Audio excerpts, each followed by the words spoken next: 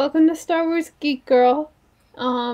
We are live right now. I don't know if anyone's gonna join, but if anyone There's does, there's a sporting event going on. yes, there's this called what, the super something? I don't know. Something's Yeah. going on. Um so yeah, that's happening right now, so we might not get a lot of friends joining. That's okay, because we're gonna post this later. But this is actually not a Star Wars episode of Star Wars Geek Girl. I know, very shocking. So Wait, what wait, we're actually going to be doing is I'm going to be. Oh, we do have one friend. Hello, friend viewing. Um.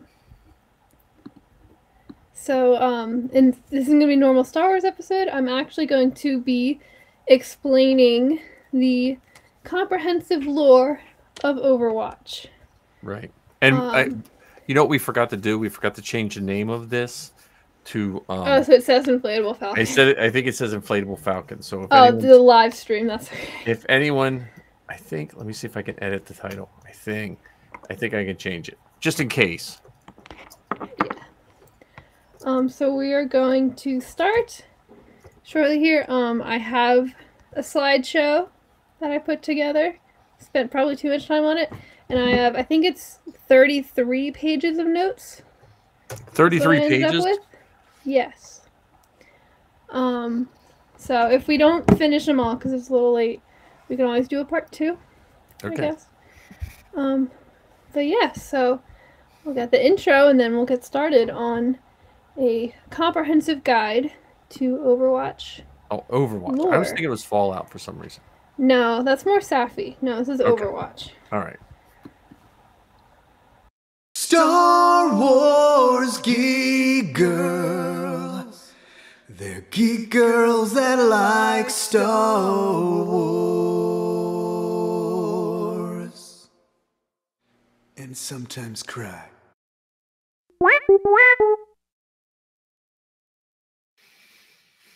What? I love that intro. Did it play lagged for you? No, it didn't lag for me. I mean, I don't know when you clicked it. The video was way slowed down, and the audio was like at the end when there's little BB-8 sounds, supposed to be a little BB-8 ball rolling by. Yeah, no, it was. Oh. So. Hey, well, if it played for you, that's good, because on my screen it didn't even finish the video. How many things do you have open on your computer? I have 2 Google Chrome tabs. Oh, okay. Well. Okay. Hey, if it played for you, that's good.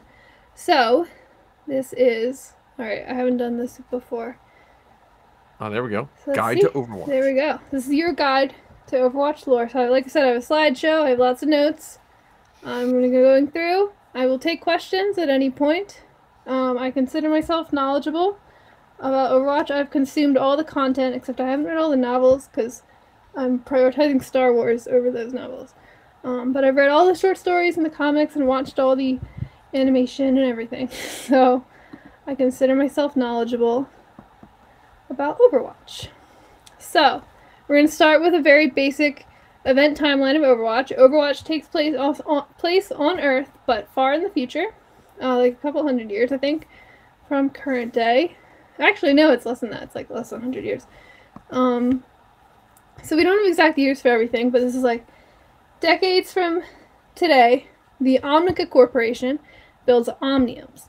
So an Omnium is a self-improving and automated robot factory that creates Omnics, or robots that are made to serve a variety of functions. So anytime I say Omnic, I'm talking about a robot. They can do anything from manufacturing, construction, service jobs, cleaning. They do all sorts of things. The Omnica Corporation specializes in AI, especially self-improving AI, so like a big part of the Omnium is they kind of work independently of humans. The Omnium runs itself. The Omnium always is trying to find new ways to improve production completely through AI.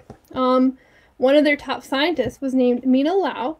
She created the first ever sentient Omnic named Aurora, running on the most powerful AI in existence. And through a lot of court battles and tests and exams, Aurora was declared a sentient being and was allowed to be free as her own person. She went on to travel the world and learn about it, seemingly disappearing as she discovered independence, no longer being a science subject. Then a couple years later, well, a number of years later, the Omnia Corp was investigated for fraud and dissolved, and all of the Omniums were shut down, not destroyed, just shut down and no longer functioning. But many years later, the Omnium suddenly and mysteriously reactivated, and then that was the beginning of what's called the Omnic Crisis. So there was an Anubis AI, aka God program, that restarted the Omniums on their own. The Omniums that were controlled by the AI were hijacked a lot of big technologies, mostly military technologies, like there was these Titan walkers, and they took all these new created Omnics and started attacking cities all over the world. A lot of the armies around the world failed, and Omnics were really taking over the world. The only exception was in Russia. The Russian army was actually able to defend itself and fight against the Omniums there. But, so not only did a bunch of new robots come and attack people, but a lot of non-combat oriented Omnics also disappeared, like en masse. So like, a lot of people had like butler Omnics or Omnics working certain jobs. All of those Omnics disappeared and were as part of the crisis. Make sense so far? So far, all I know is the character you play is from England, right? Yes, we're not quite there yet. We're not. Okay, so the robots that are started up, and are they all bad, or are they just like... Yeah, so what happened was there was these AI God programs that got basically leaked into the Omniums and started creating all these robots specifically to attack people. Okay. And then at the same time, all the other Omnics that were already being used around the world all disappeared and started to fight also. Okay. And they're all being controlled by this Anubis AI. So during the Omnic crisis, the United Nations formed Overwatch. It was a small covert task force that would strike at certain Omnic control centers. It was created by bringing together exceptional people from different nations. So whether it was engineers, scientists, and also obviously, soldiers. We'll get into it later more, but the United States had an enhanced soldier program, sort of similar to like the super soldiers and stuff we see in like Captain America and all that. Okay. But not really. There's no like Nazis involved. Okay. It's just super soldiers. And all sorts of people brought together around the world to create this task force. Because, the regular armies of the world were failing in general. Overwatch fought well against the Omnics, but the Anubis AI was ever adapting. Like I said, these Omniums, a big part of the AIs behind them, were about always self-improving, finding new ways to do things in better ways. And the Anubis AI was very similar, always adapting and finding new techniques and ways to counter their strategy. So Overwatch also had to always adapt and try to counter. It was during this that Aurora, that first sentient Omnic, reemerged. And because of her sentience and her such advanced AI, she was actually unaffected by the Anubis program infecting all these other Omnics. There were Overwatch scientists that were able to find a way to replicate Aurora's sentience into all other transmit it to all other Omnics. But Aurora had to sacrifice herself in the process to do so. Doing this gift of sentience is something that they call later the Awakening, where Omnics were given a choice for the first time in their lives.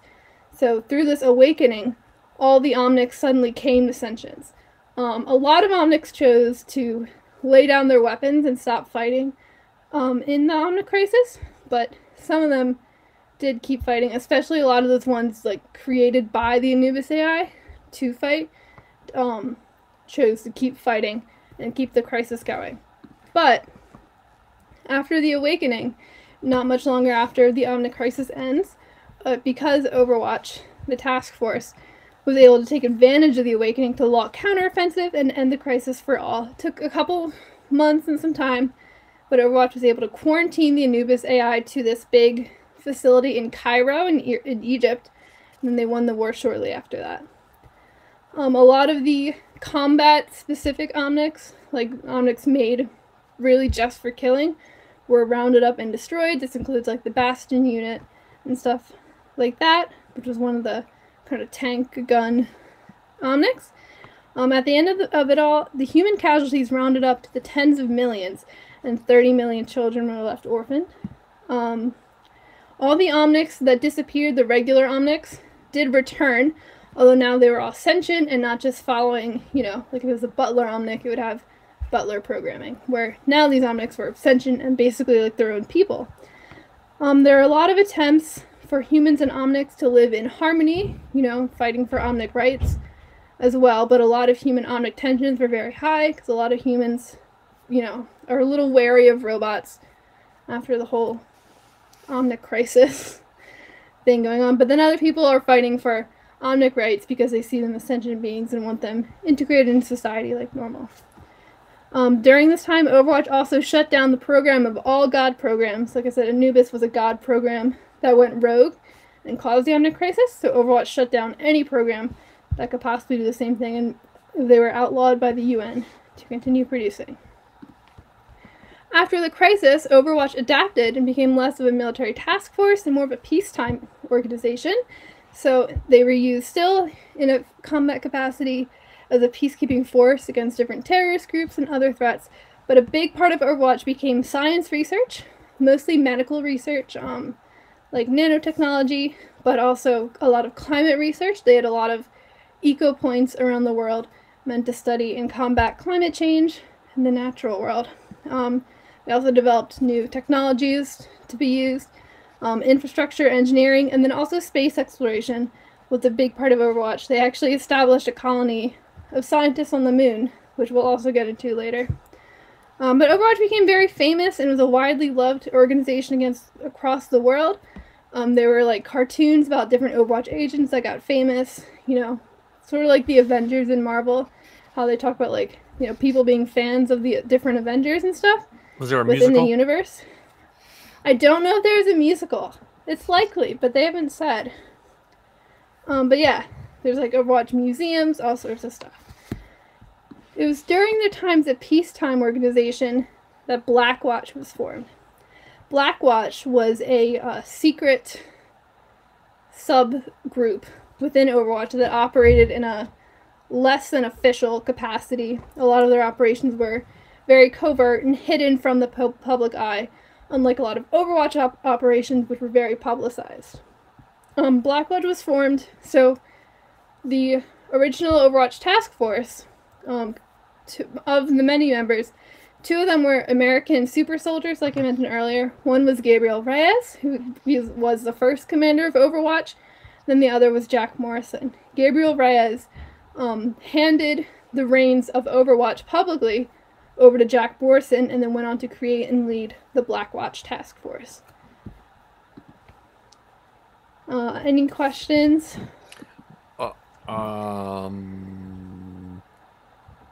Besides the game, is there real comic books about Overwatch? The comic books are all available for free on the website, but they do have printed ones you can buy. Okay. But they are for free. Safi actually got me. They did a mini run of Tracer. Oh, okay. 5. But yeah, it's mostly there's no like long running comic. It's mostly they'll do like mini series of like 5, or they'll do a little one-off comics. Okay. Like I said, they're all for free on the Overwatch website. I think you can also buy printed copies if you want, but you can read them for free. Yeah, one thing for Blackwatch, because I said they did covert ops, a lot of their things included assassinations, terrorist groups, and it's not like they're assassinating, big world leaders, but like people involved in like, the criminal underworld and stuff. Oh, okay. It was less than savory were Blackwatch's missions, but nothing too horrible, mostly from what we know. Overwatch operated under peacetime for a really long time, but 15 years later, it was investigated with allegations of negligence. And a lot of countries around the world were looking for more oversight over Overwatch, because while they did publicize a lot of what they did, there wasn't a lot of oversight from the UN.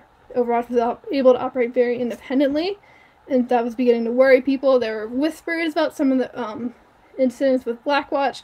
People didn't know publicly what Blackwatch was, but when things started to happen, people started to connect things to Overwatch. It was while it was under investigation that the Venice incident happened, 7 years after the investigation started. Overwatch started being called into question. So there were some attacks made on Overwatch's Oslo facility and in Blackwatch's Rome facility. And a lot of Overwatch agents were killed or wounded. There was an investigation that occurred, and it connected the attacks to an Italian businessman with connections to the terrorist group called Talon. This man was named Antonio. Jack Morrison, who was the head of Overwatch at the time, wanted to work with the Italian government to have an operation against Antonio. But Gabriel Reyes, who was the head of Blackwatch, believed he had enough connections that he wouldn't face consequences for doing something. So Blackwatch conducted a covert and unapproved mission without any authorization from Italy to extract Antonio and bring him in for questioning. However, during the mission, Reyes decided to kill Antonio, which made the team have to fight their way out of the city and obviously brought a lot of tension to them. After this happened, Blackwatch went public because of what happened in Venice, and Overwatch was disbanded by the UN. Overwatch was, during this investigation after Blackwatch was public, Overwatch still operated to a much lesser capacity. A lot of their science facilities remained, but the combat-oriented agents were shut down. But they did still do some unassigned things. For example, so I mentioned Talon is a terrorist group, and we'll get more into them later. There's also an Omnic terrorist group called Null Sector. They took over London for a brief period, and in that case, even though it wasn't approved, Jack Morrison did send an unsanctioned team into London to rescue all the hostages. And the team was successful, and that did grant Overwatch some goodwill during this time where there was a lot of bad press, but it still wasn't enough. Again, Overwatch also took some missions against Talon, like in Havana. And also, there was a lot of tension within Overwatch because some agents were testifying against Overwatch and some were just trying to do anything to keep it together. But ultimately, Overwatch was disbanded shortly after an explosion in the Swiss headquarters, which killed both Gabriel Reyes, who was the head of Blackwatch, and Jack Morrison, who was the head of Overwatch. Any questions? No, not yet. I mean, when's the game take place? Or do we get there yet? We'll be there. We'll be there soon. Okay. And we'll get into all the different characters more too. Okay. A few years after Overwatch was disbanded, a second Omnic Crisis began. Not quite to the scale of the first Omnic Crisis, but as these tensions were growing higher between humans and Omnics, there started to be, it wasn't a full Omnic AI takeover like before, but, the terrorist group Null Sector, like I said, was the Omnic terrorist group. They started to gain a lot of power, and then also they worked with Talon, the other terrorist group we'll get into more later, created a lot of tension around the world. There was also a human Omnic relations activist, and he was a leader of an Omnic religious group named Kartha Mandata. He was assassinated in London, which really drove a wedge between a lot of human and Omnics. And as, some of the Omniums also started to reactivate again, like the one in Russia activated, and even though Russia was the one country that was able to successfully fight off the Omnic invasion in the first Omnic Crisis, they began to be less successful and start to struggle against the Omnics. It is at this point we get to where the game takes place, which is after the Overwatch recall. So, a group of Talon agents, led by the mysterious Agent Reaper, tried to break into an old Overwatch base called Watchpoint Gibraltar to gain access to the Overwatch database of all the different agents who worked for Overwatch in the past, presumably to gauge them as a threat against Talon's operation.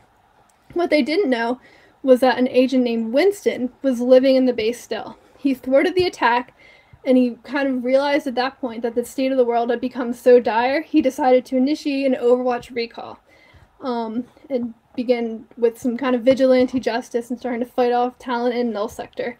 The United Nations spoke out saying that they did not authorize the reforming of Overwatch, and all Overwatch activity is considered criminal, but Overwatch is acting in a new capacity. And that's where the game starts to take place. That's where the game starts. Okay. Yes. So all of this was backstory. Okay, that's good. That's good. So. Any questions before we're gonna get into like all the different characters. No, that's what I'm interested in, the characters too. Yeah. So first we're going to go through some of the members of Overwatch. So a lot of these characters were members of not necessarily the original task force of Overwatch, but some of them were part of the original task force of Overwatch, and then some of them also were later joining Overwatch in when it was a peacetime organization in different capacities. So is there anyone you're interested in hearing about first? Well, you can just go across the top if you go in order. Okay. Yes. So this is Ana Amari. She is from Egypt. At the time Overwatch takes place, she is 60 years old, but she was one of the original Overwatch agents, part of that original task force. She was second in command during the crisis, and she also was at the time raising her daughter named Fariha, we'll talk about.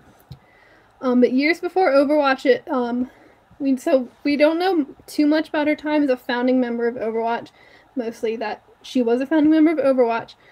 But she did a lot in the peacekeeping times. She was on a mission against Talon, where she's an expert sniper. Wow, I should have mentioned that. And she came up against a formidable Talon sniper, who is known as Agent Widowmaker.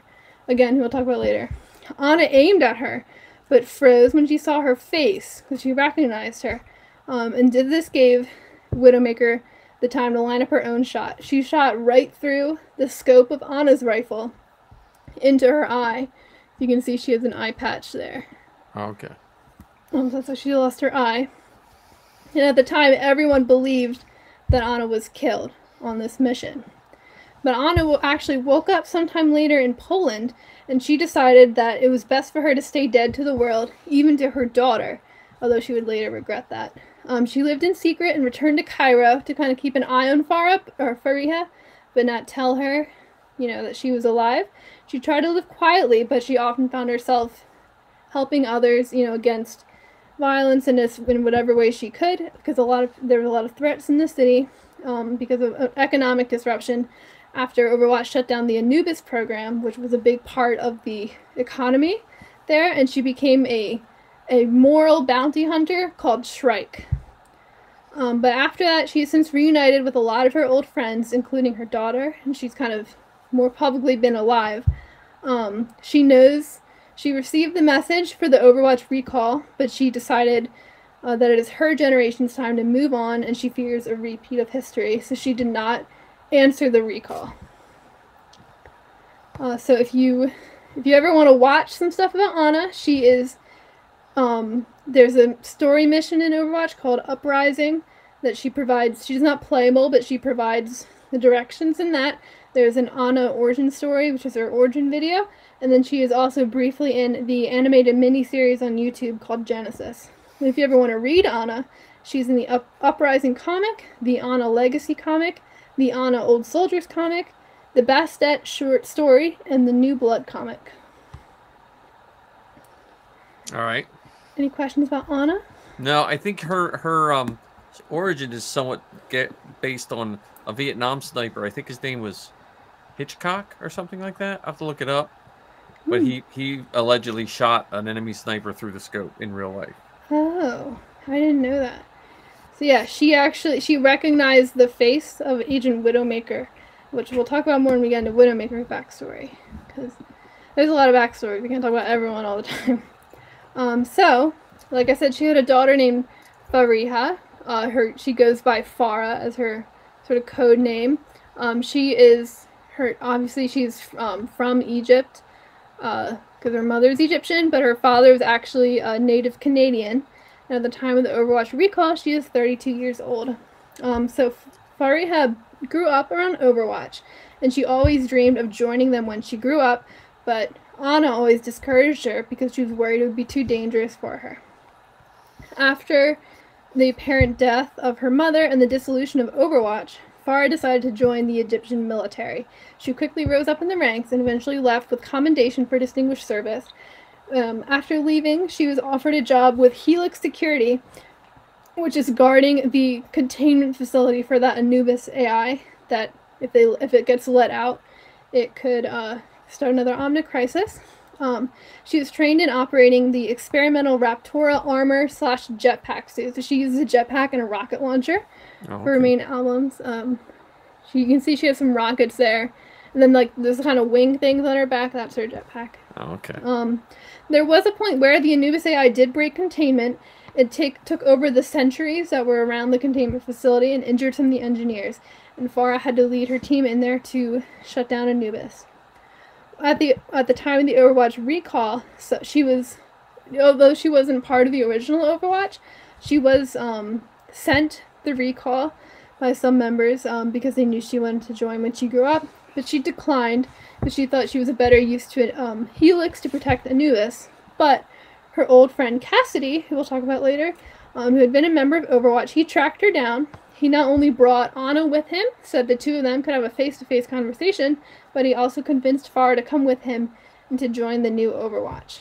If you want to read about Farah, you can read her Farah mission statement comic, the New Blood comic, or the As You Are short story. And if you want to watch Farah, she's in some cutscenes for the Resistance story mission, and she is playable in the Liberation story mission. All right. That's Farah. This is actually Safi's favorite character. Oh, really? Okay. What weapons does she use in the game? So she has a rocket launcher in the game, and then you can see she has these little wrist rockets here. Yeah. They don't do damage, but they like bounce people back, so you can push them around. And then she flies around with her jetpack. Cool. Yeah. And fun fact about Ana, she uses some, like, I think they call it nanotechnology in the game. She has little darts that she shoots that can heal her teammates, but if they hit an enemy, it hurts her enemy. Yeah, so after Ana and Farah, we also have Reinhard Wilhelm. He is German, and he is, at the time of the Overwatch recall, he's 61 years old. He was also one of the first members of the Overwatch task force. But before he was in Overwatch, he was a member of the Crusaders, which were a heavily armored portion of the German army, wielding, I don't have a picture of it here, but he has a rocket-powered hammer with this, really big armor with jets on the back. Very advanced German engineering. Reinhardt was actually not the Crusader that was chosen to join Overwatch, though. His mentor and leader of the Crusaders at the time, Baldric, was chosen to join Overwatch during the Omnic Crisis. However, right before he was set to leave to go join Overwatch, there was a battle in Germany that they were fighting some Omnics during the crisis, and Baldric was killed. So Reinhardt took his place and went to join Overwatch instead, becoming one of the founding members. Reinhardt was very close to another Overwatch member who we'll talk about named Torbjorn, and he was the godfather of Torbjorn's daughter named Brigitte. He watched her grow up and became very close to her as well. Reinhardt was actually forced to retire from Overwatch due to his age before Overwatch was disbanded. Though we don't know them yet, like through the story, but there are hints that there could have been other reasons as well we're not aware of. But the main reason we're given is due to age. But following the fall of Overwatch, Reinhardt and his goddaughter Brigitte did travel together, engaging in a little bit of vigilante activity. When Winston initiated the recall, Reinhardt very eagerly answered, even though Brigitte was worried about his age and worried he shouldn't, but she did follow him. If you want to watch Reinhardt, he's playable in the Uprising story mission. He's has the Honor and Glory animated short, which is about that battle where Baldric died. He's in the 0 Hour cinematic trailer, the Genesis animated miniseries, and he's playable in the Resistance, Liberation, and Ironclad story missions. And you can read about Reinhardt in the Uprising comic and the Reinhardt Dragon Slayer comic. All right. So that's Reinhardt. I don't think I've ever seen him I don't think I've seen him in a game. Yeah. He was one of the original characters, because they always add new characters, but he's one of the tank heroes, and they can only have one tank per game in a normal role queue, so out of all the tanks, he doesn't always get picked. Yeah, he's a big shield and a big hammer. And I was talking about Brigitte, who's his goddaughter, and we can talk about her too. This is Brigitte Lindholm. She is Swedish. At the time of the Overwatch recall, she is 23 years old. So she was too young to join the original Overwatch. Gotta find my notes on her. But growing up, she had a ton of siblings, but she spent a lot of time with her father, Torbjorn, in his workshop, tinkering and learning how things worked. She liked to build things, and she has a big, like, white fluffy cat named Mitzi who she built a suit of armor for. So she was always kind of tinkering and making things. After Overwatch dissolved, when she was still pretty young, Reinhardt declared that he wanted to travel around to help people, sort of thinking of himself as like an old knight. So Brigitte decided to accompany him as his squire. And they traveled around, like I said, getting into a little bit of vigilantism, a little bit of trouble. When Winston made the Overwatch recall, Brigitte worried about Reinhardt being so eager to go back because she didn't want him to get hurt, but he insisted and she joined with him, creating her own armor and weapons and allowed her father to modify them before she went. If you want to watch Brigitte, there's the Brigitte origin story, which is her origin video. She's in the Honor and Glory animated short a little bit. The 0-hour cinematic trailer. She appears in the Resistance story mission cutscenes, and she is playable in the Liberation and Ironclad story missions. And to read Brigitte, she appears also in the Reinhardt Dragon Slayer comic. Cool. Brigitte. She's a fun. Yeah, so she has, you can sort of see she has like her mace there. Yeah. But it extends out with like a chain. Yeah. She can do like little whip shots. Her and the previous one, they remind me a little bit of Warhammer characters. Yeah. Well, like, and like the Overwatch is created by Blizzard, which are it's the same company that made like World of Warcraft. Oh, Warcraft. Yeah, right. Okay. So well, I think that's a little bit of inspiration too. Yeah, and I did look up the sniper from being shot through the scope. That was Hitchcock from Vietnam. So it's based on a true story. That's cool. I didn't know At least that. a truly reported story, depending on who you read. But yeah, it's pretty much accepted as fact, or at least fact legend. Yeah. And then since we're talking about Brigitte, it also makes sense to talk about her father, Torbjorn, who I mentioned a little bit. And none of these pictures are to scale, by the way. Like Brigitte, I don't know all the exact heights, but like Torbjorn is like 4 foot something, maybe 3 foot something. He's small.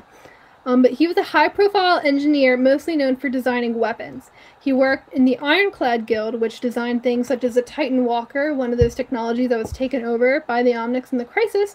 It was originally built for construction, but it was appropriated for war during the Omnic Crisis. It's like think of a several-story high building with like laser cutters and hammers and stuff. You know, great for construction, but not so great. You know, and that's as tall as a several-story high building, but it's on legs and stuff, so a little scary. He also designed the Bastion unit, which was the primary foot soldier of the Omnics in the Crisis. He was always very fearful of artificial intelligence, and then obviously his fears came true when his designs turned against the world during the Crisis. He was brought into Overwatch as a founding member because of his inventions and because he knew so many of the Omnic technology so intimately because he built them. He grew, like I said, very close to Reinhardt, the guy with the big hammer, and then later named him the godfather of his daughter. In one mission, this was after the crisis was solved, there's a mission known as Operation White Dome. Torbjorn was severely injured, and he ended up, you can see he has a robot arm there, he ended up losing that arm, and then his other eye, because a lot of people lose eyes in this game. Yeah, they should get safety goggles in this game. Probably. Reinhardt stayed by his side the whole time he was injured, and then during this time, Torbjorn actually made a deal with Reinhardt, which gave him the right to name his daughter Brigitte. So not only was Reinhardt the godfather of Brigitte, he also named her. Torbjorn, years later, because he was so close to Reinhardt, when Overwatch forced Reinhardt to retire because of his age, Torbjorn was furious, and this started a lot of his resentment towards Overwatch as an organization. When the recall was initiated, he decided not to answer, and we'll get more into his feelings on that later. But if you want to watch Torbjorn, he was playable in the Uprising story mission, he's in the Genesis animated miniseries, and he is also playable in the Ironclad story mission. If you want to read Torbjorn, he is in the Uprising comic, the Torbjorn Destroyer comic, the binary comic, and there are some in-universe available on the Overwatch website. In-universe notes, they're the Lindholm workshop notes regarding Bastion, which are a pretty fun read, I think. Any questions about Torbjorn? No. In the game, you see his little hammer and he has a little gun, and he builds little turrets that he places. And they shoot for him. So like I said, we were talking about the Bastion units. This is an example of one. So this, we just call this guy because, like I said, all the Bastion units were allegedly destroyed after the Omnic Crisis. This guy is basically the last Bastion unit around, so we just call this guy Bastion. Gotta find my notes. So, he's one of the E-54 Bastion units, and they were originally created as peacekeeping forces, but they turned against humans in the Omnic Crisis. After the end of the crisis, all the Bastion units were considered too dangerous, were rounded up, and destroyed. However, there was one that remained shut down in the woods, damaged, and inactive, but still completely whole. It was dormant and forgotten about. One day, a bird was building a nest on the Bastion unit sitting in the woods, and it pecked on just the right sensor to wake up the Bastion unit. Its combat programming still may activate when he senses danger. The robot is actually completely peaceful. Bastion is fascinated with nature. He loves making friends with all the animals, including the bird who pecked him, became his companion who follows him everywhere, named Ganymede. But he was afraid of humans. A little while later, there was some very fearful reports from a town about a Bastion unit walking through the woods, and obviously because of the Omnic Crisis, this was a very scary sight for the people in the town. They called in Torbjorn because he was nearby as an expert to find and destroy it. But when Torbjorn found Bastion, even though he himself had some strong feelings against Omnics after what happened in the Crisis, he didn't realize that Bastion was friendly, and he only responded to any attacks against him with very fearful running away or trying to offer little bundles of sticks as a peace offering. Torbjorn decided to take in Bastion and brought him to live with him and give him some upgrades, and it made Bastion reconsider his negative feelings towards Omnics. Torbjorn was mostly trying to study him at first, but they kind of became friends. He was really trying to figure out what made Bastion so unique, and though he was tempted many times to dismantle Bastion, his curiosity often got the better of him. And he noticed things like him having a little bird friend and being, very kind and a little naive. So he decided that Torbjorn was the one that had to change, not the Omnic. So if you want to watch Bastion, The Last Bastion is actually the story of Bastion waking up. It's one of my favorite Overwatch animated shorts, and I recommend everyone watch it, even if you're not interested in all of Overwatch as a whole. If you just want to watch a cute little animated short, I recommend The Last Bastion. And then he is also a playable character in the Ironclad story mission, and if you want to read Bastion, he is a feature of the Binary comic, which is a story of that town being afraid of him, and then obviously the Lindholm workshop notes regarding Bastion are all about Bastion. What do you think of Bastion? Well, that's I like he. Hang on a sec. I just hit the wrong button. I was trying to pull up to see if he had the chat turned on. Yeah, I like the sound. He reminds me of other robots I've seen, but I like the story of him too. Yeah, he reminds me of like BD1. He's just like a cute little robot, and he likes when we find BD1, he likes to go around with the nature and stuff. Yeah. So Bastion is a fun little robot, and I really like his story. And like I said, The Last Bastion is a really good animated short. And I think it's a really good, if anyone's interested in learning about storytelling, it's a really good example of storytelling without a single line of dialogue. Because Bastion, the robot, doesn't speak. He just makes little, noises. So yeah, when he, when he's afraid, in the comic, he just makes little bundles of sticks to try to offer, so, as a peace offering. Because that's, the animals will bring him little sticks and stuff to make nests. So yeah, Bastion's a very good character. Going down the line again, so we were talking about Torbjorn, but we skipped over Soldier 76. So remember I said Jack Morrison was the leader of Overwatch. Right. That was killed in the Swiss headquarters explosion. Well, because the Overwatch people always just come back to life and don't tell anyone, he's secretly alive, and operating as a vigilante agent, Soldier 76, which was his original. It's not a very good secret name because it was his original code name. Like I said, he was part of that super soldier program, and he was Soldier 76. So it's not a very good undercover name, but they haven't been caught. So a fun little fact, because I tried to find little Star Wars connections, because this is still Star Wars Geek Girl. Soldier 76 is voiced by Fred Tatasciore, who was Roose Tarpal's the Gungan general in the Clone Wars series. Oh, okay. And he's also done a lot of other Star Wars voices. Like he's been Vader for some video games. He does Wookiee noises for video games and stuff. And he was actually, for me personally, was one of the voice actors I interviewed in Keystone Comic-Con in 2019. Oh, he was on the panel. Yeah, I remember because it was Mary and Steve, and they brought him. Yeah, they brought him along. Yeah. To join. Oh yeah, because he did the Zillow Beast. Yeah. That's cool. So he is the voice of this character. Like I said, I try to find. There's a few more Star Wars connections like this. I try to find. But yeah, so Jack actually grew up on a farm in Indiana. We don't have an exact age for him, I don't think, unless they just released it. But he is about 50 plus years old when the Overwatch crisis begins. I think we do have an age for him. I just can't remember off the top of my head. And I made the slide before they released his age. But I think someone figured out he would have been born probably like this year or something. Oh, okay. So that gives you a rough timeline of maybe when Overwatch is supposed to happen. This is Jack Morrison being born this year. Yes, somewhere in Bloomington, Indiana.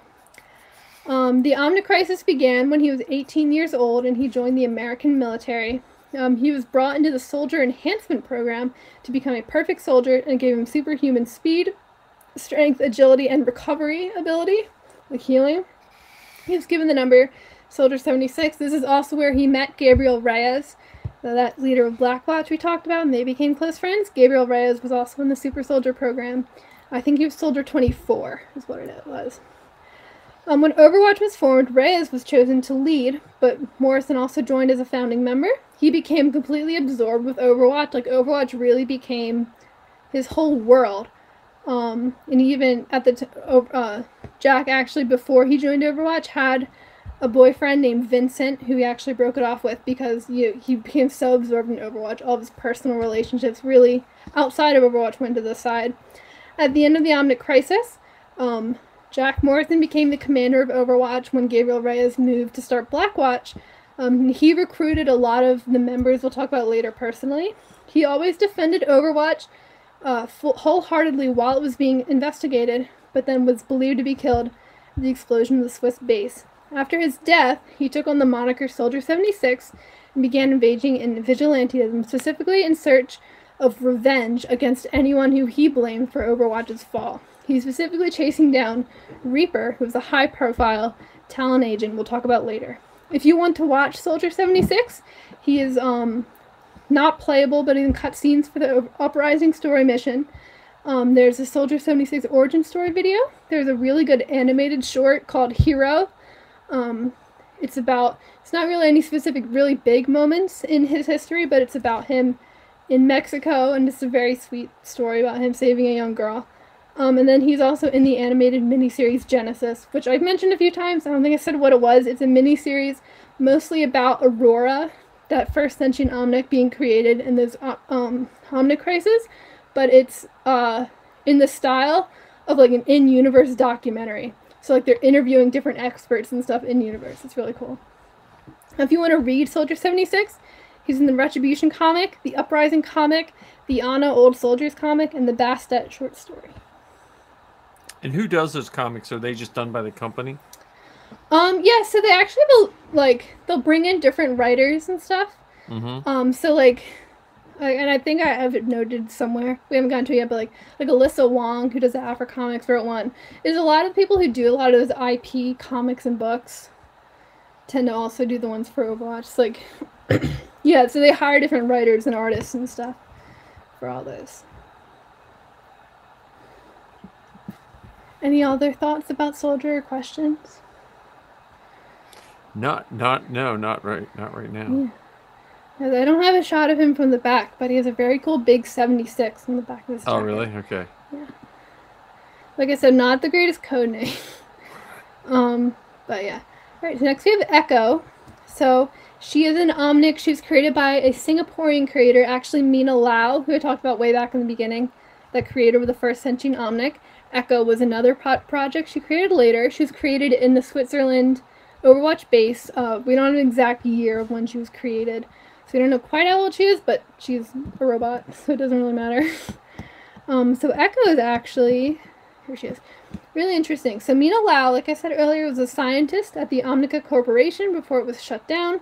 During the Omnic crisis, she was recruited into Overwatch by Jack Morrison, helped defeat the Omnics, as she was an expert in AI and had designed a lot of the AI that some of them were running on. After the Omnic crisis, Mina Lau created Athena, which was the Overwatch AI used for all their files and computers, and it was still used. It was still in place at a lot of old bases. Like I said, there was Agent Winston living in that one base. Athena was kind of his companion who he would talk to. She was an AI. She's sort of like Jarvis for Tony Stark. That's what Athena is. She's Jarvis. Mina then went to start on the Echo project, which was meant to be a completely adaptive robot to help teams in the field. Mina was very limited because Overwatch had a lot of restrictions on AI technology and research because of the Omnic crisis, but she did end up, kind of getting around some rules and breaking a few regulations to create the powerful AI for Echo. Echo learned from watching, basically, and she gained the ability to mimic the teams she worked with in a field. So she would work with a team of medics and learn how to mimic, their practices. She'd work with a team of soldiers and mimic their practices. But over the course of thousands and thousands of hours spent with Mina as she worked on her, Echo began to really form her own personality through replicating Mina's personality, her speech and her mannerisms. People that knew Mina would really see her in Echo. Unfortunately, Mina Lau's Overwatch lab was attacked, and Mina was killed in the attack. After Mina died, the Echo project was shut down, and Echo herself was locked into this little pod. And she eventually was kind of just hidden away, but when Overwatch disbanded, a lot of these things they started to lose track of. So she was acquired by the Deadlock Gang, who we'll get into later, until she was later freed and sent to join Overwatch after the recall. If you want to watch Echo, she has an origin story video, which is one of my favorite origin story videos. It's very creatively done. She's also in the reunion animated short about how she got freed from the Deadlock Gang. She's in the 0 Hour cinematic trailer. She's a little bit in the Genesis animated miniseries if you're looking for Mina Lau. She is in cutscenes for the Resistance story mission, and she is playable in the Liberation story mission. And if you want to read about Echo, there are, on the Overwatch website, some in-universe texts available. They're the Project Echo transcripts about Mina Lau's thoughts while working on Echo and discovering how much Echo really became her. So yeah, this is Echo. She flies around. Her ability in-game is to take one of the enemy team characters and replicate them. Oh, okay. For a period of time. Okay. Yeah, she's a cool character. You have any questions about Echo? No. Nope. And then we get to Mercy. So, Mercy was her code name. Her full name is Dr. Angela Ziegler. She is Swiss, from Switzerland, and she is 37 years old at the time of the Overwatch recall. So Angela Ziegler was considered a medical prodigy already by the age of 14. She was one of the kids orphaned in the Omnic crisis, and she was actually a family friend of the Lindholms, so Brigitte and Torbjorn. She visited Overwatch bases throughout her years in university, but wasn't yet a full member. But after she graduated with her MD and PhD in pioneering nanobiology and its healing capacities, she was recruited into Overwatch during its peacetime era by Jack Morrison to be given funding for her research into medical technology, and she became the head of Overwatch's medical research. She had a lot of reservations about her technology being used in war, but she did join Overwatch. After some time, she actually donned, so what she's wearing here is a version of her Valkyrie suit, which has wings that allow her to fly around the battlefield. And then she's not holding it here, but she has it's a caduceus staff that can be used to heal people from a distance using nanotechnology, and that's where she got the name of Mercy, because she was a medic on the battlefield and a crisis response doctor. Before Overwatch dissolved, Angela did leave Overwatch because she felt like it was becoming too militaristic, especially with the Blackwatch operations. But after leaving Overwatch, she still traveled to crisis areas around the world to help those affected by war. When Winston's recall went through, she initially wanted to reject it, but after an incident where she saw Talon forces kill people in Cairo, where she was trying to help save people, she realized that the world really did need Overwatch again, and then went to go join Winston. If you want to watch Mercy, she's playable in the Uprising story mission and the Storm Rising story mission. She's in the 0 Hour cinematic trailer. She's a non-playable character in the Resistance story mission, and she's playable in the Liberation story mission. If you want to read Mercy, she's in the Uprising comic, the Bastet short story, and then the Valkyrie short story. I've seen you guys play her once in a while too. Yes, yeah. So she flies around and heals and damage boost. I think she's a very fun character to play. So yeah, she's a cool character.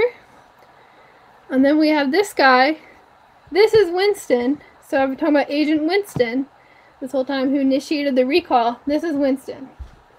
So Winston is a gorilla from the moon, and he was 29 years old at the time of the Overwatch recall, which he initiated. So he's a gorilla from the moon because I think I mentioned earlier there's a lunar colony on the moon. It's called Horizon Lunar Colony, which the colony was mostly scientists who were studying genetically engineered gorillas to figure out what the prolonged effects of living in space were.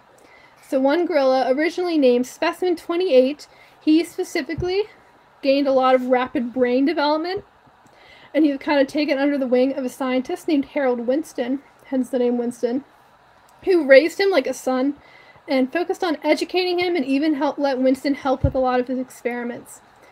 Unfortunately, the other gorillas did lead an uprising against the moon scientists, and they killed all of the scientists, including Harold Winston. So that's when Specimen 28 took on the name Winston, and he fled to Earth in an escape pod. He landed at Watchpoint Gibraltar, the Overwatch base I mentioned, but this was during when Overwatch was active as a peacetime organization, and he became a member of Overwatch, and they allowed him to conduct a lot of technological research. After Overwatch fell, Winston secluded himself in Watchpoint Gibraltar, with the AI Athena being really his only friend, though he did keep in touch with a few close friends from Overwatch, like Tracer.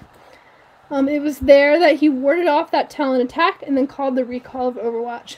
If you want to watch Winston, he is playable in the Storm Rising story mission. He is in the Doomfist origin story video. He is in the Recall animated short, which is about him initiating the recall. He was actually the only character, really, in the first cinematic trailer for Overwatch called Are You With Us?, which was his recall video. He is in the first Overwatch cinematic trailer, the 0 Hour cinematic trailer for Overwatch 2, and he is playable in the Resistance story mission and the Liberation story mission. And if you want to read about Winston, he's in the Tracer London Calling comic. So this is Winston, the gorilla from the moon. The gorilla from the moon, yeah. Yes. It's like, I forget the gorilla from DC. Oh, yeah. Yeah, there's the intelligent gorilla from DC. Yes. Oh, I forget his name now. You see he has his little glasses. Yeah. And if his glasses break, he goes into a primal rage. Yeah, when I said Agent Winston, were you picturing a gorilla from the moon? I was not. I was picturing not a gorilla. Yeah. I think you had told me about the gorilla from the moon, but I couldn't remember his name. Yes, this is Winston. Yeah, he has a little jump pack suit there. He's a he's a scientist. He says, "I'm not a monkey. I'm a scientist." It's like one of his little catchphrases. When did the first Overwatch game came out? In our time. The first Overwatch game came out, I think it was 15. Oh, okay. I think it was 2015. It's almost 10 years old. It came out in May, and I got it for Christmas that year. I think it was Okay. 2015, because I think Force Awakens was out. Yeah, yeah. Yeah, so the first Overwatch game came out, and then Overwatch 2 came out in 2022, but it wasn't really a new game. It was, they made it free, and then kind of overhauled Overwatch 1. So, like, you can't play Overwatch 1 anymore. Oh, okay. It kind of absorbed it into Overwatch 2. Okay. Was basically the idea. Yeah. So while we're talking about Horizon Lunar Colony, this is a good time to introduce you to Hammond, also known as Wrecking Ball. He was a hamster from the moon and is 14 years old at the time of the Overwatch recall. This is actually our first character who is not super tied to Overwatch except through Winston. But there is a fun Star Wars connection here. So Hammond is the hamster, and then the Wrecking Ball is the hamster, and the suit, the big ball suit that he's in, is also kind of robot with his own personality that Hammond controls. And the hamster noises, there's hamster noises, and then the robot translates for him and talks. The hamster noises are actually voiced by D. Bradley Baker. Oh, nice. Who does clones and nubs and so many Star Wars, so much Star Wars stuff, and mostly all the clones. So when he's not being Crosshair, he's being a hamster. Nice. So the main experimental focus on Horizon Lunar Colony was on gorillas. But there was this other experiment, a genetically modified hamster who they called Hammond. The experiments made him much larger, much more intelligent, and much more long-lived than the average hamster, because I don't think hamsters can make it to 14. That seems pretty old for him. But when the Hammond actually kind of knew Winston wasn't really involved in his experiments, but they would talk to each other a little bit. When the gorillas had their uprising and Winston fled, Hammond also escaped and turned an empty fuel pod into an escape pod. He landed in Australia near the town of Junkertown, which we'll learn about in a second. Hammond rebuilt his escape pod into this mech that we see him in now, that he could use in the scrapyard arena of Junkertown. He won many fights and became the bodyguard of the Junker Queen. After a while in Junkertown as the bodyguard, Hammond decided to set out on his own to have his own adventures. And if you want to watch and learn a little bit more about Wrecking Ball, there is the Wrecking Ball origin story video online.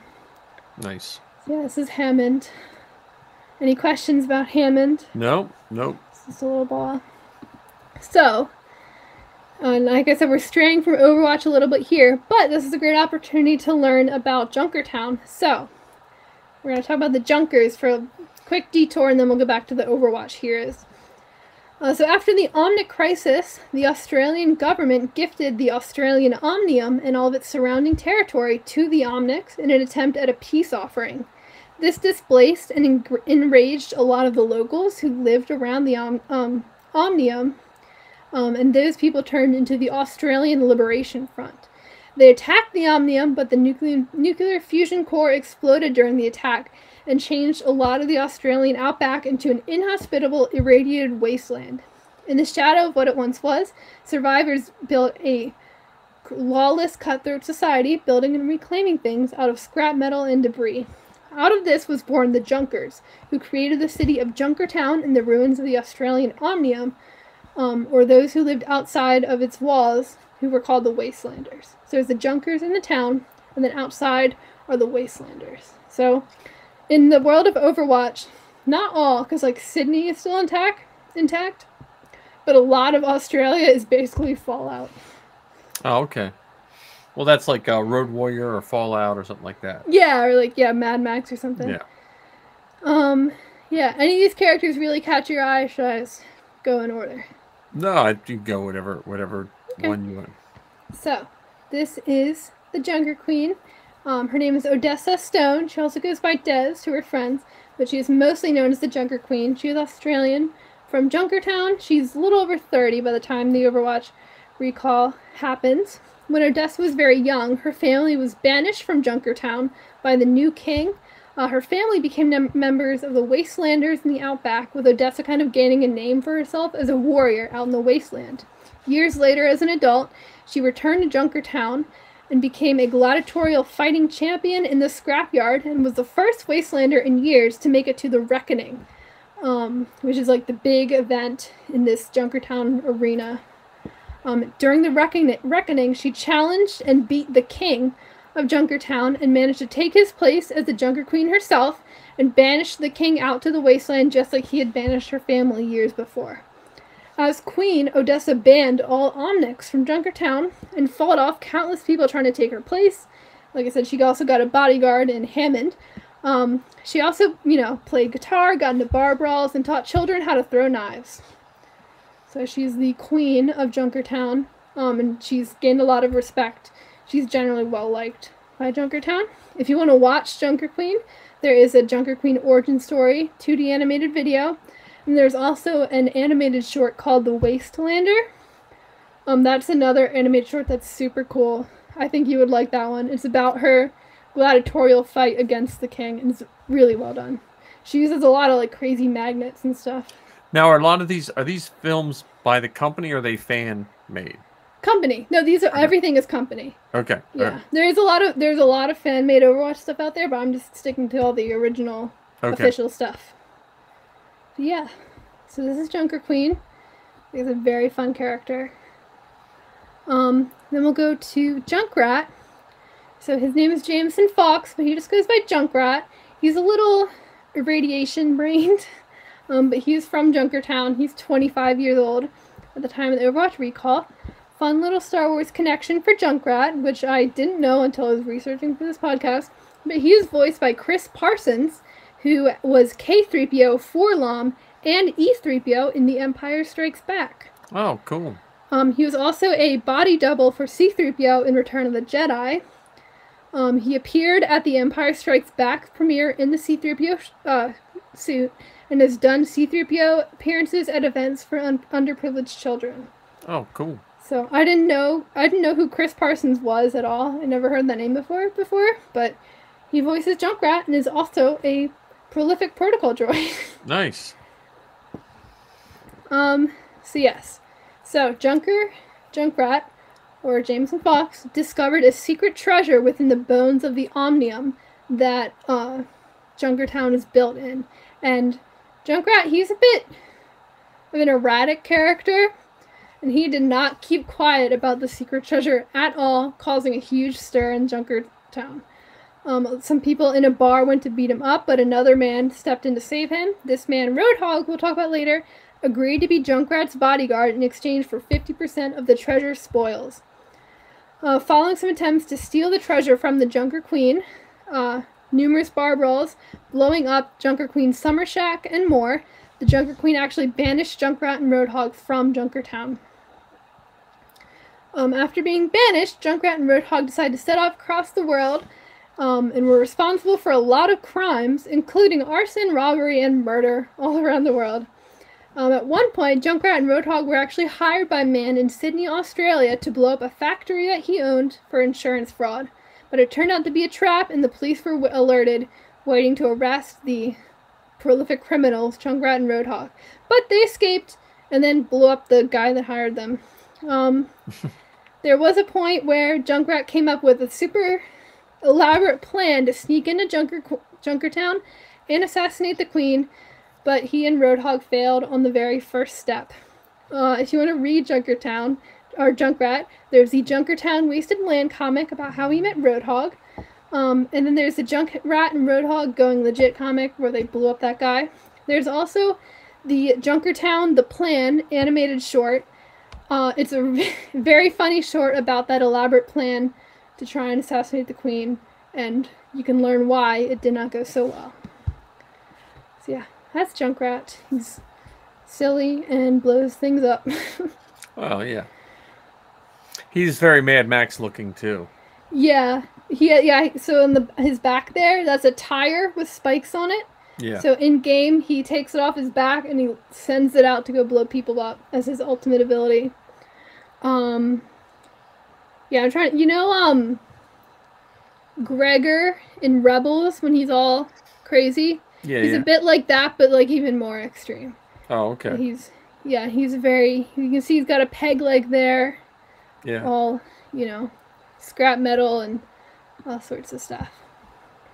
And you can't see it as much in this picture, but like the ends of his hair are all singed, and yeah, he's a very funny character. And then I said we talk about Roadhog. This is Roadhog, also Mako Rutledge. He is Maori Australian from Junkertown. He's 48 years old at the time of the Overwatch recall, so he's a little bit older than the other Junkertown characters we talked about, because Mako is actually a member of the Australian Liberation Front that attacked the Omnium and destroyed, creating the Wasteland.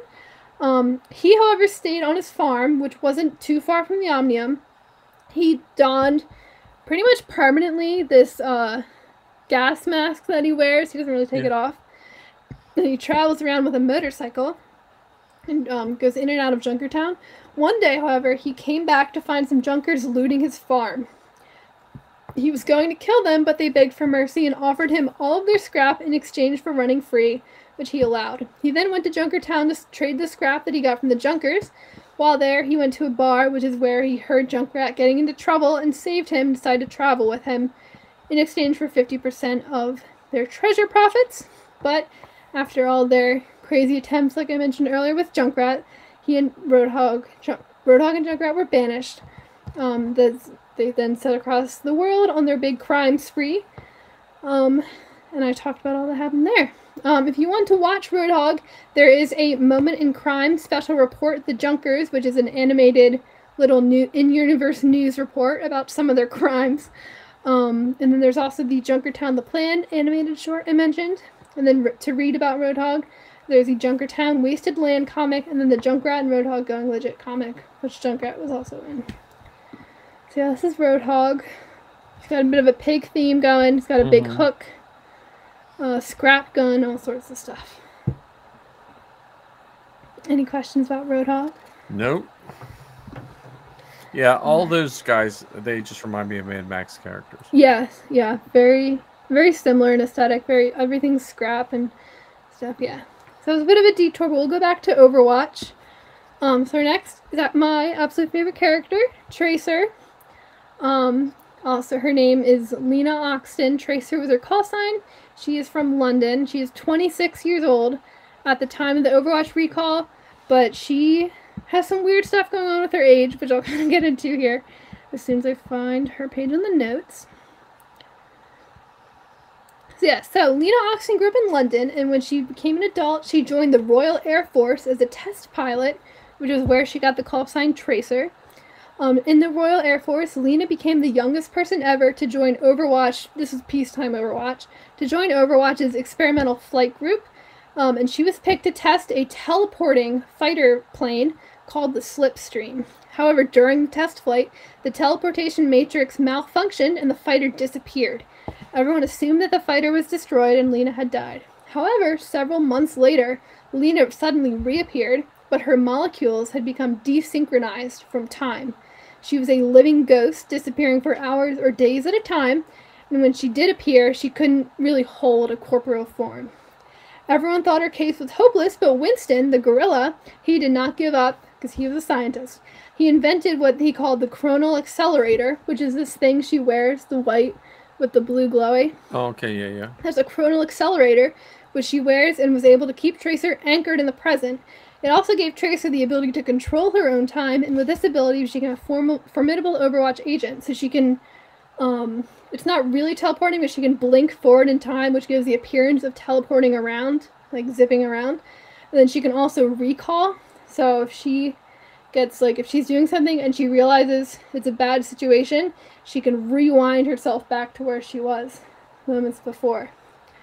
So it's very cool abilities. And she has one that she wears. She also, she has, ones in her apartment, so she can take it off if she needs to.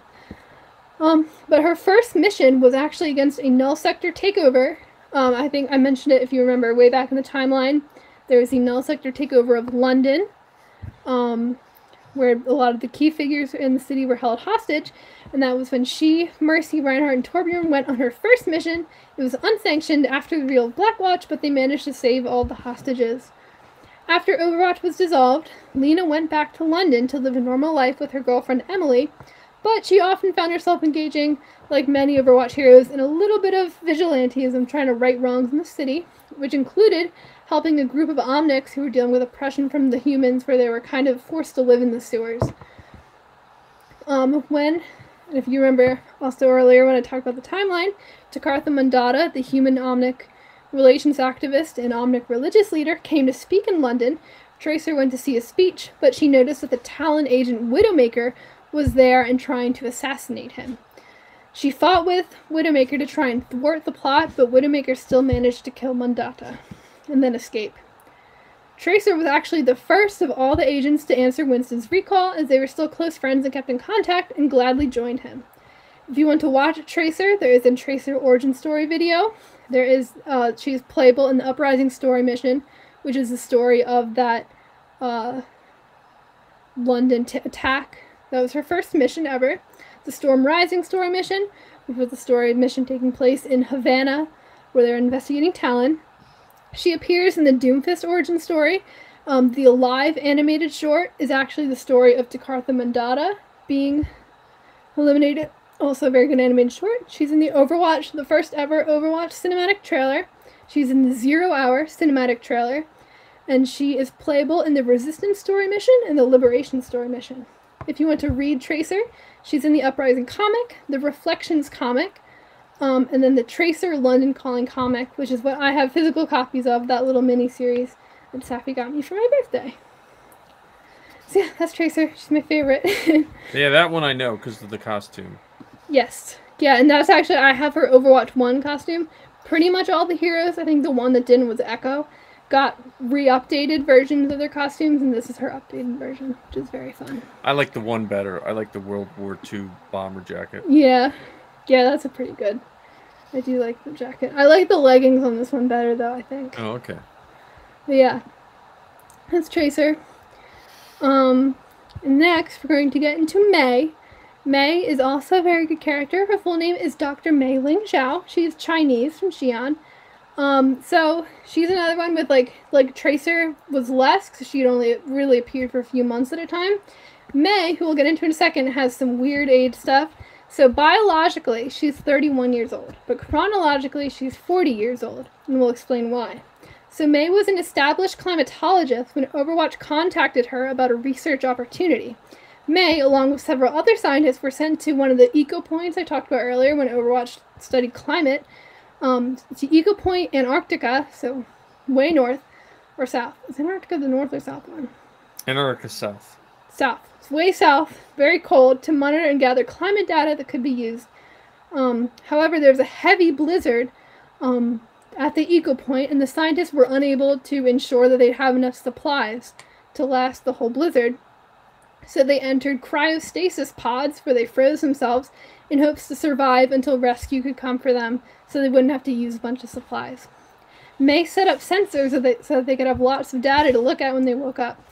However, unfortunately, shortly after they went into cryostasis, this is when Overwatch actually dissolved, and the Eco Point was forgotten about. Mei woke up not only to realize that 9 whole years had passed, hence the difference in her ages, 9 whole years had passed since they went to cryostasis, but none of the other scientists survived because their cryopods malfunctioned. That's from Aliens, I believe. Is it? Alien. No. The first one? The second. I think the second one. There was some malfunctions in their cryostasis things. Yeah. Yeah, Mei woke up and everyone else had died. It was just Mei was a survivor. That and their little robot. They had a little mini robot named Snowball. Mm-hmm. But Mei realized that all the climate data they gathered over 9 whole years could be used to save lives. She tried to transmit it using the old radio tower, but the communication tower was broken. But with the help of Snowball, that little robot, she fashioned herself an ice gun to help her climb up and fix the tower. But when she fixed the tower, she received Winston's recall message. And she set out to join the new Overwatch. And in her adventures around the world, she also took to publishing accounts of things she saw, as well as being invited to report on natural disasters while she made her way back to Winston for Overwatch. And you can see on her back there is a little Snowball. Yeah, I saw him. Yeah, little robot. It looks like the robot from Young Jedi Adventures. Oh yeah, he does a little bit. He has a little screen. Yeah, because his face, like that little, Yeah. it's very expressive little screen. But yeah, but if you want to watch May, I really recommend the Rise and Shine animated short. It's about her waking up and seeing everyone's dead. It's very touching and a very well done short. She's also in the 0 Hour cinematic trailer, and she's playable in the Resistance story mission and the Liberation story mission. So yeah, that's May. That's the one that you and Mom said looks like Safi. You remember we took her head? Yeah. To make a little, yeah. She's a fun character. I like her a lot. Any questions about May? No. Okay, so next, finally, we have Sojourn. Her name is Vivian Chase, but she goes by the call sign Sojourn.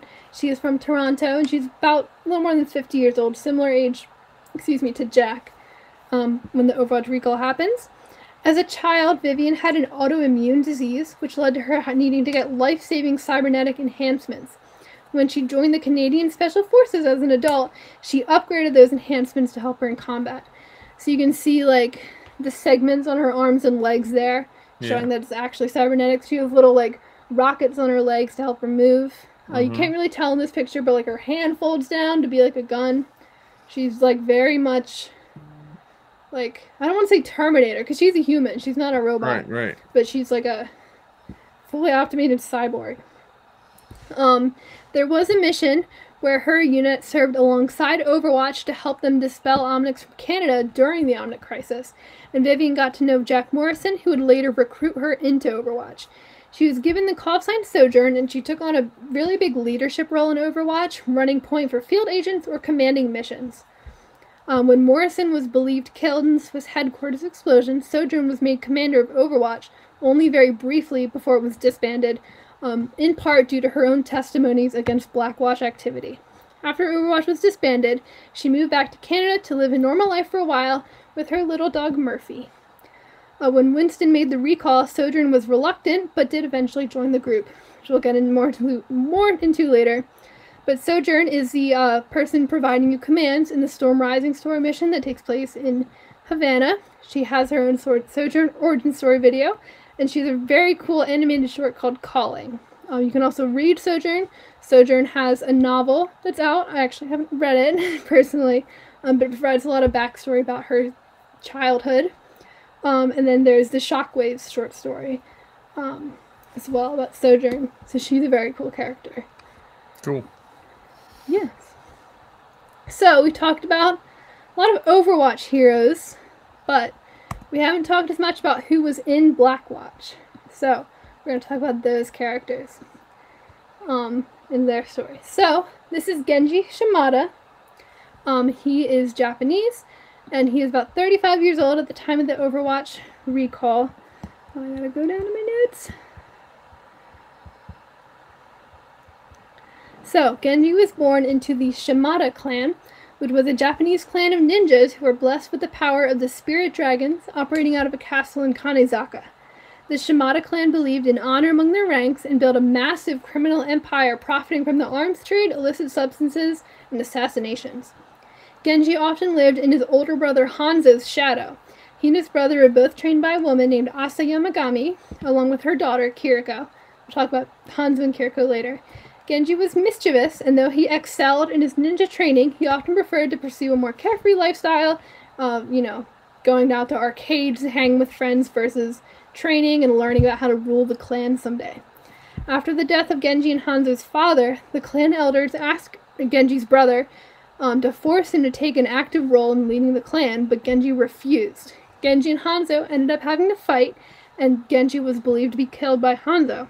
However, Overwatch agents found Genji and rescued him when he was on the brink of death.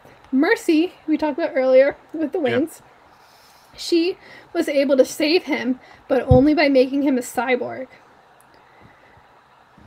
I know I lost my stop. She's the only, she had to make him a cyborg. During this time, so this was during the Overwatch peacetime era, Overwatch was pursuing the criminal empire of the Shimada clan and trying to stop their activity, and they offered to rebuild Genji into a powerful warrior or a cyborg ninja in order to exchange for his help. Genji accepted and took to dismantling the Shimada's empire, and he joined Blackwatch, the covert group. Genji was actually one of the people on the Blackwatch mission that resulted in the Venice incident. He also took part in Overwatch missions following Blackwatch's reveal to the public. So remember I talked about the Venice incident? Genji was there for that mission. After Overwatch was disbanded, Genji was lost, having been rebuilt as a living weapon and now without a purpose. He wandered around the world before meeting Zenyatta, who was an Omnic monk of the Shambhali, the religious group that Jakarta Mandata led. Zenyatta became Genji's mentor and helped him reach peace with himself and his status as a cyborg. When Winston released the Overwatch recall, Genji answered and decided to rejoin the organization, but now as a member of Overwatch rather than Blackwatch. But though before he went back to reunite with his former Overwatch teammates, Genji sought out Hanzo, who snuck into the Shimado castle, which was no longer under the control of the Shimadas, on the anniversary of Genji's death to honor him, even though the castle was now home to the Hashimoto, the rival crime empire. Genji and Hanzo actually fought again, with Hanzo believing Genji to be an assassin, but Genji revealed his identity, stunning Hanzo, before telling his brother that he still has hope for him, and then leaving to go join Overwatch. So you can play as Genji in the Retribution story mission, which is the story mission of the Venice incident, where you see what happened there, and he's playable in the Storm Rising story mission in Havana. He appears in the Doomfist origin video, and then there is the Dragons animated short all about his conflict with Hanzo when they reunite, which is a very, very good animated short. And then he's playable in the Resistance and Liberation story missions, and if you want to read about Genji, he briefly appears in the Uprising comic. Any questions about Genji? No questions. I've seen you play him before, too. Yes, the cyborg ninja sword. A little Power Ranger-y. Yeah, he's very cool. Yeah.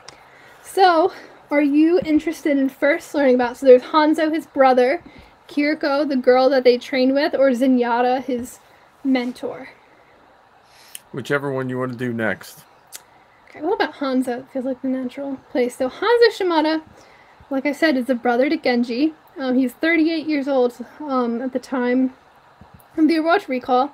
So a fun Star Wars connection for Hanzo. He is voiced by Paul Nakauchi, who played Sifo Dyas in the Clone Wars in that weird episode 6. He also voiced Yasaburo, one of the characters in the Visions short Lapan Ocho. Oh, that's cool. So Hanzo was the eldest son of the Shimada clan. He trained along with Genji and Kiriko growing up, and when Hanzo's father died, a lot of this is very much similar to Genji's story. He tried to get Genji to help more with the clan, but Genji refused. They fought, and Hanzo believed he killed Genji, and he mourned and vowed to never pick up a sword again. He actually stopped using a sword and went to only using bows and arrows to fight anymore. After the Shimada clan was taken down and the Hashimoto clan moved into their territory, Hanzo took to wandering the world, feeling very lost, but on the anniversary of Genji's death every day, he snuck into the Shimada castle and burned incense offerings to honor him. On one of those nights, a mysterious assassin attacked Hanzo, and Hanzo fought him off, but the attacker revealed himself to be Genji. Genji told Hanzo he had hoped for him to be better before disappearing into the night. And that is in, again, the Dragons animated short, which is very, very good. And that's Hanzo. Any questions about Hanzo? No. Yeah. So yeah, Hanzo's in an interesting spot. And then, like I said, there's Kiriko, who is the girl that they train with. She is the daughter of the woman that trained Hanzo and Genji. Full name is Kiriko Kamori. She's also Japanese from Kanizaka. She's a little over 20 years old when we get to the Overwatch recall. So she was very much like the smaller kid training with the older kids. Yeah. In Genji and Hanzo. But she was raised by her mother and grandmother. Kiriko's grandmother taught her to worship at the Fox Shrine, which would give Kiriko later a connection to the Fox spirit. Kiriko's mother, meanwhile, trained Hanzo and Genji in the way of the sword and other ninja abilities, and trained Kiriko as well. Kiriko would frequently visit Shimada Castle until the Shimada clan fell and Hashimoto took over, which really gave Kiriko a big reason to hate the Hashimoto, as well as because the Hashimoto were really, they would kind of terrorize the rest of Kanizaka and caused a lot of problems. But But Kiriko lived on her own in an apartment in Kanezaka, and she lived mostly a peaceful life, eating a lot of donuts, until she found out that the Hashimoto were threatening her elderly neighbor and his deaf granddaughter, trying to get some money from them. Kiriko used both her skills as a ninja and the power of the fox spirit to rescue her neighbors and scare away the Hashimoto, proclaiming herself to be the protector of Kanezaka. After really seeing what the Hashimoto were doing to her neighborhood, Kiriko took to missions with some of her friends against the Hashimoto, including throwing their stockpile of weapons into the sea and other small operations, mostly acting on her own as a protector of Kanezaka. If you want to watch Kiriko, she has a good origin story about her training with Genji and her learning about her grandmother. And then there's the Kiriko animated short, which is another really good animated short about her and her neighbors. It's very sweet. And then there's also another animated short called Protector about one of her little missions against the Hashimoto. And then there is the Yokai short story, which is written by Christy Golden, who wrote the author of Dark Disciple, Battlefront 2 Inferno Squad, and some other Star Wars short stories. Oh, cool. Yes. I have some other Star Wars connections I forgot. So the Tracer London Calling comic is illustrated by Babs Tarr, who has illustrated some Pride Month variants for Dr. Aphra. Nice. The Binary comic about Bastion was written by James Wow, who was a producer on Star Wars Visions and is the Senior Vice President of Franchise Content and Strategy at Lucasfilm. Oh, nice. And then the Anna Legacy and Anna Old Soldiers comics are illustrated by the colorist who worked on Poe Dameron, one of them. Oh, you mean the comic book Poe Dameron? Yeah. Okay.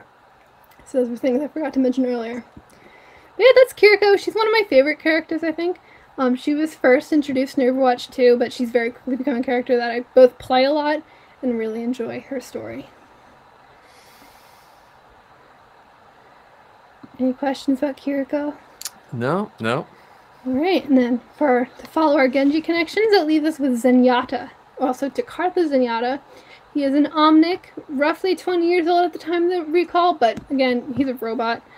And he is mainly based in Nepal, which is where the monastery for the Shambhali, that Omnic religious group, is. So we don't really know what kind of Omnic job Zenyatta had before the Omnic crisis, because whenever people ask him, he always gives a different, very silly answer. But we know after the Omnic crisis, Zenyatta had one of the spiritual awakenings. And following the teachings, or the idea of Aurora, the first sentient Omnics, some of these Omnics became the Shambhali, a peaceful organization dedicated to improving human-Omnic relations with their teachings. They have very Jedi-like teachings. You know, they meditate, very focused on peace and non-attachment and those ideas. One of the members of the Shambhali included Takartha Mandata, a widely known public figure who we know, as well as Ramatra, who was another Omnic. He looks a little different. He's more of a Ravager type Omnic. He is actually the one that met Zenyatta and recruited him into Shambhali, and the two of them were really like brothers. While Zenyatta was with the Shambhali for a long while, he thought that the way to improve human-Omnic relations was through interpersonal relationships, so not just the sort of normal outreach the Shambhali did, but through making personal connections with people. And he left to travel the world to try and spread these ideas. During these travels, Zenyatta met Genji when he was lost and became a mentor to him and helped him reach some inner peace through his teachings. Very much like a kind of master-Padawan relationship. Zenyatta still kind of goes back to Nepal and the regular Shambhali, but he goes on various pilgrimages to different Shambhali temples around the world. If you want to watch Zenyatta, he briefly appears in the cutscene in the Ironclad story mission. And if you want to read about Zenyatta, there's a really good short story called Stone by Stone, which is also written by Christy Golden. So yeah, that's Zenyatta. He actually floats around. He doesn't really walk very much.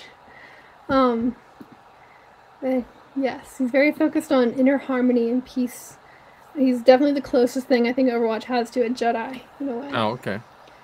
And I think the Shambhali are really interesting to me because they're robots, but they seem to have kind of access these magical powers, and are they're robots, but they're also very spiritual. And I think it's a fun idea. Yeah. Yeah.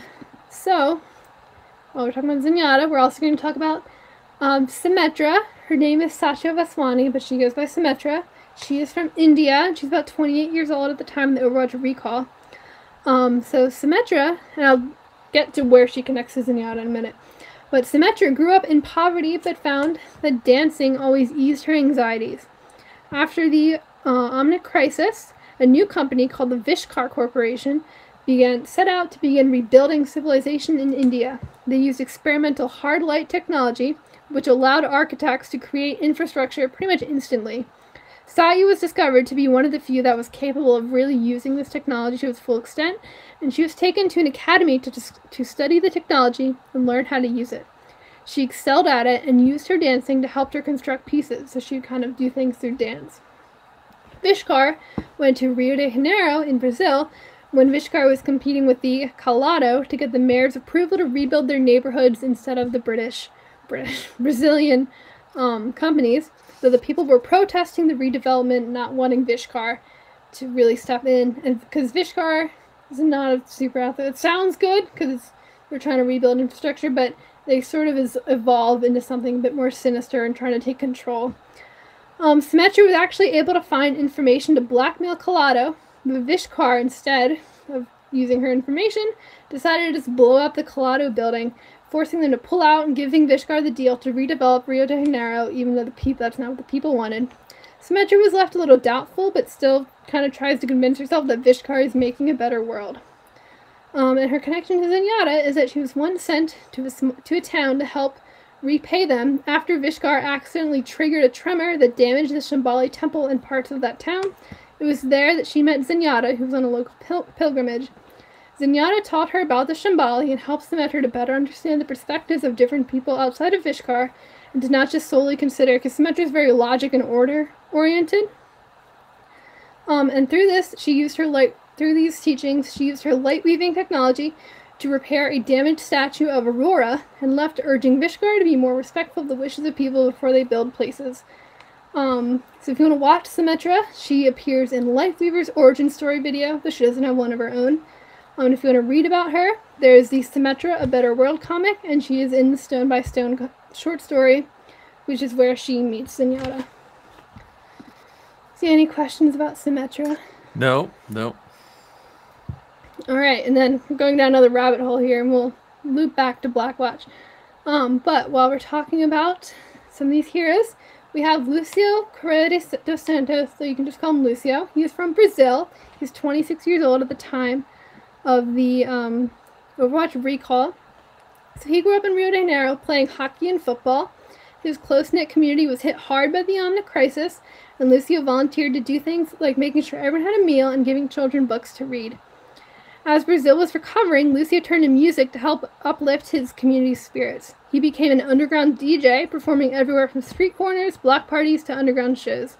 When the Vishkar Corporation came to redevelop parts of the city with Symmetra, they enforced rules to try and build an orderly society, including curfews, cracking down on what they considered to be lawless behavior, and exploiting people as a labor force. Lucio's father before this had invented sonic technology, and it was co-opted by Vishkar to keep people in line through big sonic weapons.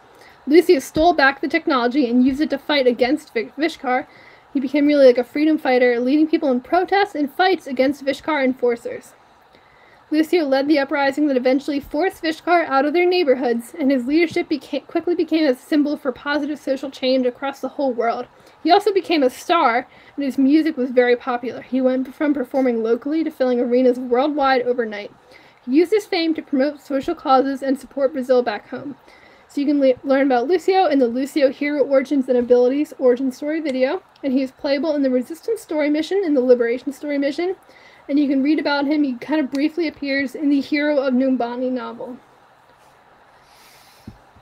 This is Lucio. He's a DJ. He uses musical powers for healing and weapons, and he goes around on like skates. Yeah, I was gonna say they look like skates on there. Yeah. Any questions about Lucio? No, I didn't realize there was this many characters. I thought there was like 6 characters. Oh, there's so many. So I'm gonna go next into Ilyari. She is the only Overwatch character without a direct connection to any other character. I connected her to Lucio because she's also South American. And this is Ilyari Quispe Ruiz. She's from Peru. And she's 18 years old. She's a new character. She's a very interesting story. She grew up training to be one of the Peruvian Inti warriors. It was a rigorous training, but she was a prodigy, and her mentors believed she would be the most powerful Inti warrior of all time. She worked harder and harder so she could live up to everyone's expectations. All of Ilyari's training paid off, and she became the youngest person ever to be officially joining the Inti warriors. Part of the traditional initiation ceremony, because the Inti warriors are very into worshipping the sun, they all gathered, and she was subjected to this solar threading augmentation, which would help her better harness the power of the sun like the other Inti warriors. However, Ilyari's natural power is something no one was prepared for. Her body released a powerful wave of solar energy when the solar threading began, and it destroyed the entire chamber and killed every other Inti warrior, leaving Ilyari to be the last one. She was ridden with guilt and isolated herself, refusing anyone's sympathy and trying to figure out what she could have done differently. She continued her training on her own, even without the guidance of the other warriors.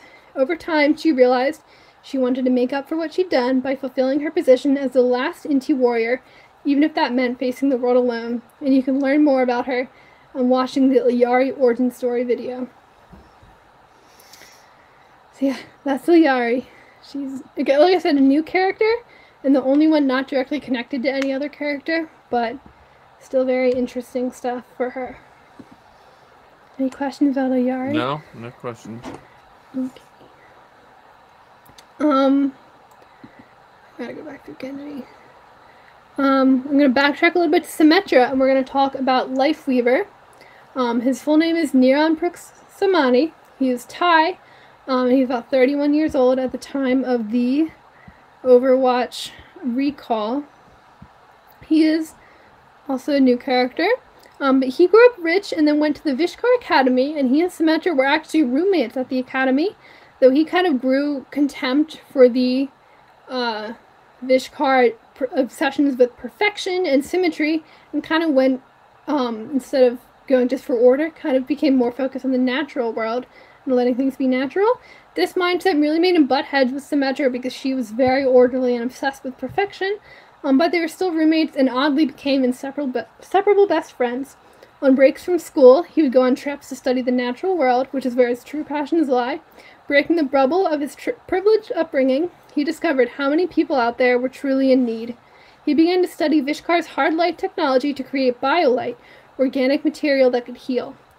Vishkar tried to claim ownership over the technology, but Niran knew the risks and what could be done with BioLight in the wrong hands. He fled with the technology, angering the company and causing his parents to cut off their monetary support. Vishkar used a combination of lawyers and dangerous forces to try and hunt down Niran and his technology. In turn, Niran turned to the Atlantic Arcology, a self-sustaining city in the Atlantic Ocean, free from the laws of all nations. It was there that he took on the name Lifeweaver and began to use his technology to help people around the world, even though he was a wanted man. And you can learn more about this in the Lifeweaver origin story video. Any questions about Lifeweaver? Nope. He's a fun character with very flower-oriented abilities. I think, yeah. Oh, and we have to backtrack again to Zenyatta to talk about Ramatra. So Ramatra is another Omnic, also kind of based in Nepal, part of the Shambali. He's 20 to 30-ish years old, but again, he's a robot. At the time of the Overwatch recall. Oh, he's all the way down here, isn't he? Maybe he's purple.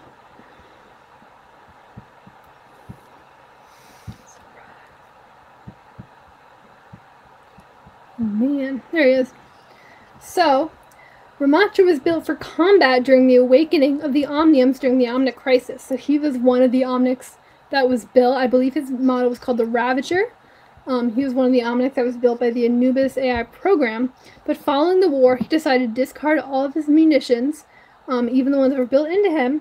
And so even though other Ravager model Omnics were mostly hunted down to near extinction, seeking purpose and community. Oh no. Seeking purpose and community, he became a peaceful monk of the Shambali, wanting to find coexistence with humans. He studied under Takartha Mandata and found a friend and brother in Zenyatta. However, as human Omnic tensions still remained high in most of the world, there's a lot of discrimination, and Omnics being destroyed by humans as backlash against the Omnic crisis. Ramantra grew resentful, left the Shambali, and formed the violent Null Sector terrorist group, declaring war on the world. However, Null Sector was small in its infancy, and wasn't perceived as a real threat, so Ramantra began gathering allies and is in the process of building new Omnics for an army. Before an arrest by Overwatch, he met with Doomfist, the leader of Talon, who said he admired his work and offered an alliance between Null Sector and the Talon terrorist group. If you want to watch Ramantra, he has a Ramantra origin story video. He appears in a cutscene in the Retribution story mode, and he is a non-playable character in the Liberation story mode. And you can read Ramantra in the Ramantra Reflections short story. And I think Ramantra is another one. It's a very cool origin story video. Any questions about Ramantra? No. Okay. I think. Oh no. Oh, did I break my slideshow? Looks like I broke my slideshow. Give me 1 second. I think I miscalculated what order I would do this in.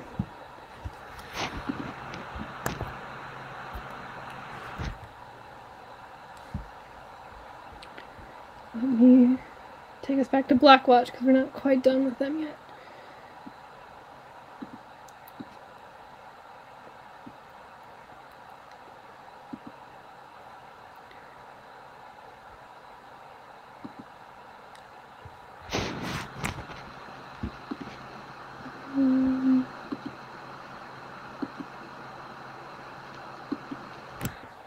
Sorry, I'm still learning Restream. That's alright. I got it there. Okay. So back to Blackwatch. So that was all the Genji. So now this is your guy. This is Cassidy. Oh, the cowboy guy. Yes, the cowboy. Oh no.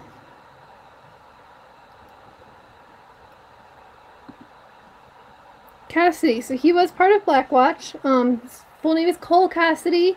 He's American from Santa Fe, New Mexico, and he is 37 years old at the time of the Overwatch recall. So a fun Star Wars connection, he is voiced by Matthew Mercer, who a lot of people know as the DM for Critical Role for the D&D show. But Matthew Mercer also voices Luke Skywalker in Battlefront 2 in the campaign and in the PvP modes, and I think he's done a few other small Star Wars voices. But Cassidy grew up on a farm, learning how to shoot from a young age. He left home and began drifting from one job to the next. He briefly donned the name Jesse McCree to run away from his past, but McCree got into a brawl that led to his arrest, where he ended up in jail, and he met someone named Elizabeth Ash. Ash and McCree became literal partners in crime, and the two of them founded the Deadlock Gang. On one operation, McCree and the other gang members with him got busted by Overwatch. However, Gabriel Reyes took notes of McCree's marksmanship skills and offered him a place in Blackwatch instead of going to prison, which he accepted. As he worked with Blackwatch, McCree began to see it as a way to do right by the world after his criminal past, including missions like protecting the Echo Project, where he got very close to Mina Lau and the Omnic Echo. McCree, however, was a part of the Overwatch operations some Overwatch operations he regretted, including the operation against the Shimada clan and the Venice incident, though McCree did argue with Reyes and disagreed when Reyes decided to kill the target instead of taking him in. After the fall of Overwatch, McCree, like many others of Overwatch, took to vigilantism against Talon and other threats to humans and Omnics alike. When Winston initiated the recall of Overwatch, McCree, instead of going straight to answer the call, took to recruiting some more members on his own for Overwatch's cause, including rescuing Echo's stasis pod from his former friends in the Deadlock Gang, including Ash. As he was recruiting people for Overwatch and trying to do more good in the world, he decided to go back to his real name, Cole Cassidy. If you want to watch Cassidy, he is a playable character in the Retribution story mode, which is the mission of the Venice incident. He appears in the reunion animated short about how he got Echo back from the Deadlock Gang. He's playable he is in the cutscene of the Resistance story mission and playable in the Liberation story mission. And if you want to read Cassidy, there's a novel about him and Ash called Deadlock Rebels. He is in the Retribution comic, the Train Hopper comic, and the New Blood comic. Any questions about? No, he's doing it when I remember the cowboy. The cowboy? Yeah. He's another one you can see as a robot arm there. A lot of people missing arms and stuff in this game. Well, we're also going to talk a little bit about Ash, and then her big companion back there is Bob. So she's also American. She's from Lead Rose Manor, Texas. And she is 39 years old at the time of the Overwatch recall. Fun Star Wars connection. She is voiced by Jennifer Hale, who plays Ayla Secura, Ryo Chuchi, and Lolo Purrs in Clone Wars. And also Ryo and Chuchi in The Bad Batch. And she is Valik in Resistance, one of the minor characters there. It's a little fun fact there. Ash grew up as a rich girl in Texas, her family being old money thanks to weapons manufacturing. Her parents paid little attention to her, and she was mostly raised by their Omnic butler, who's named Bob, B-O-B. It's an acronym. It stands for Big Omnic Butler. Bob. So Ash's parents traveled away a lot, and she always got into trouble, whether it was schoolyard fights or hacking into school systems, and she was frequently thrown in jail, but Bob was always able to use the family's money to bail her out. However, like all of the Omnics, Bob disappeared during the Omnic crisis, and Ash was afraid she'd never see him again. However, after the crisis, he came back, now more sentient, but he still remained Ash's close companion. Ash met Cassidy during a night in jail. She was bailed out, but afterwards decided she envied his carefree lifestyle. She met back up with him, and the two set out as partners in crime and founded the Deadlock Gang. Ash wasn't in on the operation that got busted by Overwatch, and she remained as Deadlock's leader and stayed in the world of crime. One of those crimes included taking down a train, knowing it was full of spoils from the military, including the Echo stasis pod, but Cassidy came and foiled the operation. Though he didn't turn her in, he only took the Echo Project pod, letting her keep everything else. Ash refused his deal and they fought, though Cassidy won, leaving her tied up with no spoils, and he stole her hover bike. If you want to watch Ash, there's the Ash origin story video and the reunion animated short, and you can read about her in the Deadlock Rebels novel. Any questions about Ash? Nope. Okay, so we are going to get a little bit into Cassidy's Overwatch recruiting activities after the recall. So first, there's Diva. She's the tank character I play the most.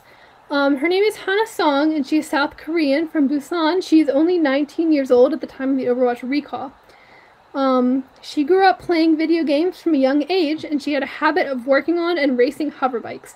She became a professional gamer with the gamertag Diva, streaming and winning world championships for Starfield, and quickly becoming an international celebrity by 19, even branching out into acting and promoting brands.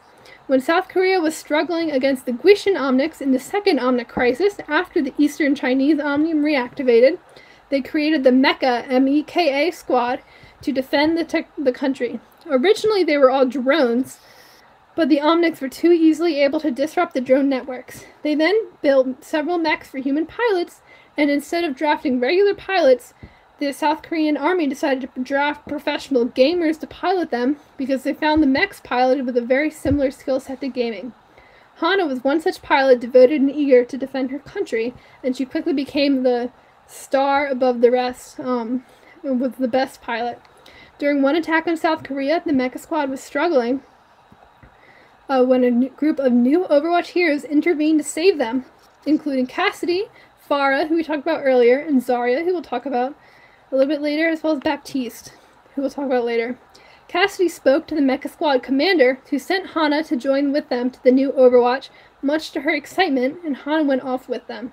If you want to watch Hana, you can watch the Shooting Star animated short, I think one of my personal favorite animated shorts, and she appears in cutscenes for the Resistance story mission, and she is playable in the Liberation story mission.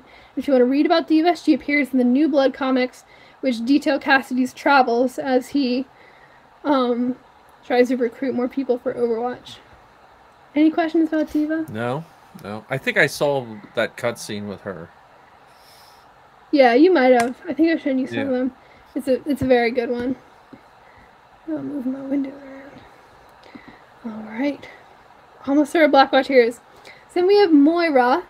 Here's Dr. Moira O'Dorain. She is Irish, and she's about 48 years old at the time of the Overwatch recall. Fun fact about Moira, she is voiced by Genevieve O'Reilly, who plays Mon Mothma in the prequels, Andor, Rebels. I think she's her voice in Clone Wars too. So, still short redhead, but otherwise a very different character from Mon Mothma. So Moira is a geneticist who is focused only on the evolutionary capabilities of humanity. She gained notoriety when she published a paper on a new way to alter DNA at a cellular level. Some people praised it for potential to cure diseases and increase human potential, while others found her methods for her paper unethical. Overwatch itself actually condemned her research. But while Overwatch, the organization, was publicly condemning her, Blackwatch in secret reached out to her. She was personally recruited by Gabriel Reyes, who believed she could help them advance their mission.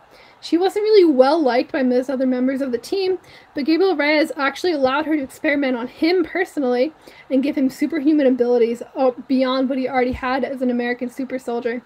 Moira also took part in the mission that resulted in the Venice incident.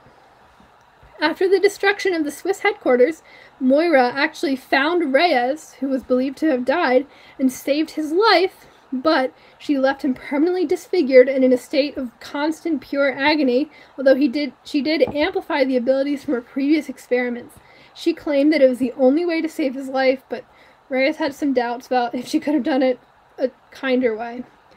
Following the disbandment of Overwatch, Talon actually reached out to Moira, the terrorist organization we talked about. They would fund and aid in her experiments and in exchange for the use of her abilities and creations.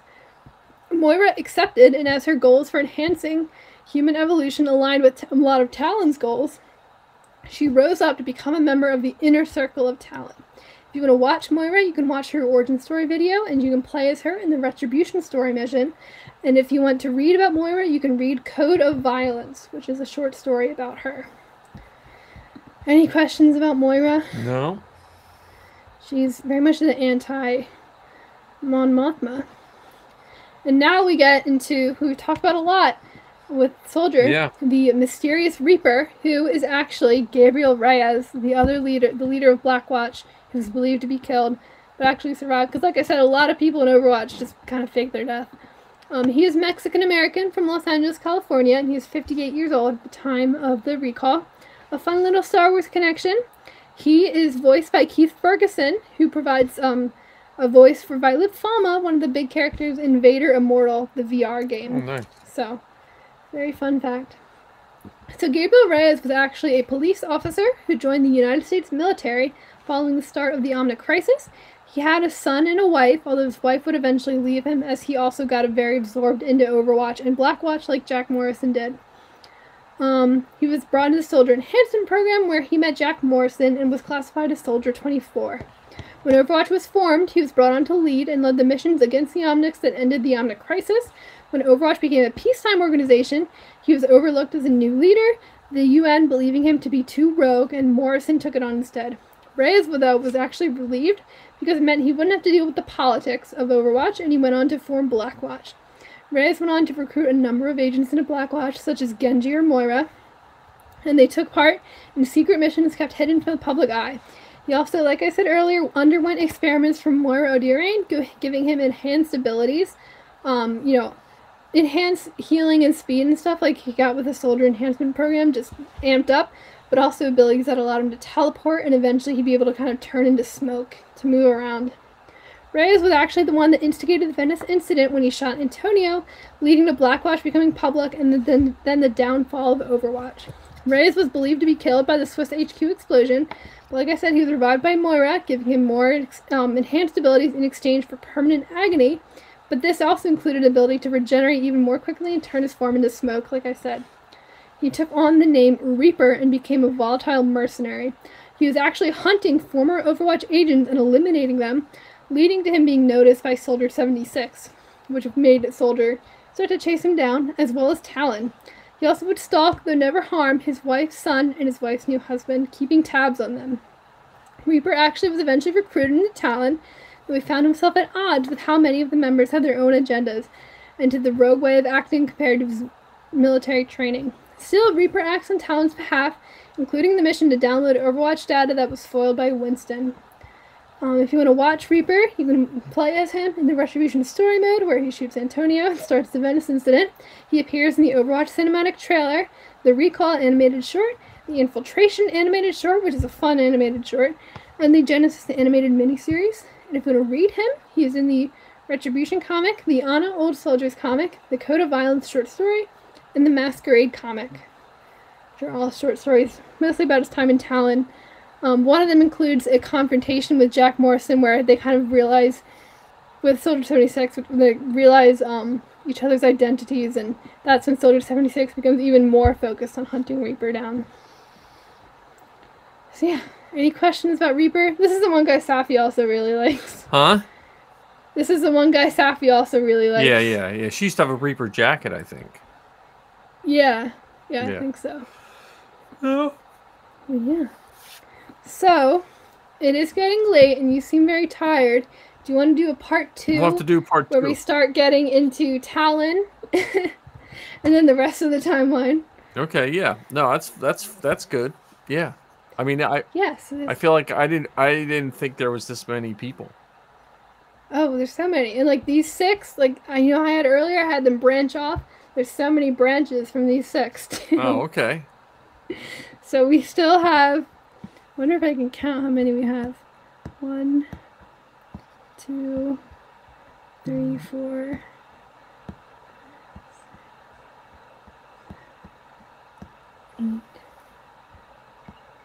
Right, well, we have 8 characters to go through, and then we have some more additions to the timeline in the future of Overwatch. All right, well, yeah. So maybe we'll do a part 2. Yeah. It'll probably be shorter, though, because this is 2 hours. I don't think I have 2 hours left. Yeah, well, that's fine. We can do part 2.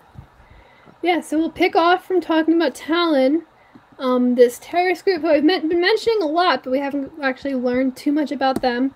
So like Reaper and Moira are members of Talon, and then these are some other members, and they are interesting, and then we'll get to talk about, because that kind of took us up to the Recall, which was where Overwatch 1 kicked off, and we'll get into more of what happens after the Recall as well, after we talk about Talon. So yeah, there's a lot of characters, and all the characters who have their slide who I've been talking about are all playable characters in the game also. Okay. Yeah, you have to make a chart. Yeah, there's a lot. A chart of all the characters and where to find their info or something. Yeah, there's a lot going on. I could definitely do that. If anyone wants to ever talk about anything Overwatch, I'm always there. Like I said, I'm pretty knowledgeable about the lore. And the nice thing about Overwatch lore-wise is, like, yeah, there's a lot of it, but it's not, because, some video games, you have to get through, like, a 60 hours of gameplay right, to kind of get all the story. For Overwatch, because it's an online PvP game, most of the story is supplemental material. There are some story missions that you can play, and they come out with more every once in a while. But a lot of the lore is in comics and short stories and animated animation, all of which are currently available for free online. The only things that aren't free online are, there's a couple novels. There's Sojourn, Deadlock Rebels, and Hero of Numbani, I think, are the only novels currently. Cool. So, yeah. So we'll talk more. Maybe I'll show you some of the animated shorts I talked about. Yeah. In the meantime, we'll do a part 2. Thank you so much, everyone, for watching. If you want to find Star Wars Geek Girl stuff, you can go to StarWarsGeekGirl.com. We have a monthly poll right now where we want to figure out what everyone's most excited for in Star Wars for 2024. And I've been posting some articles just today. While it was Super Bowl, it was also National Make a Friend Day. So I posted an article about that relating to Star Wars. We're on Twitter at SWGeekGirl, on Instagram and at SWGeekGirl, and on Facebook as Star Wars Geek Girl.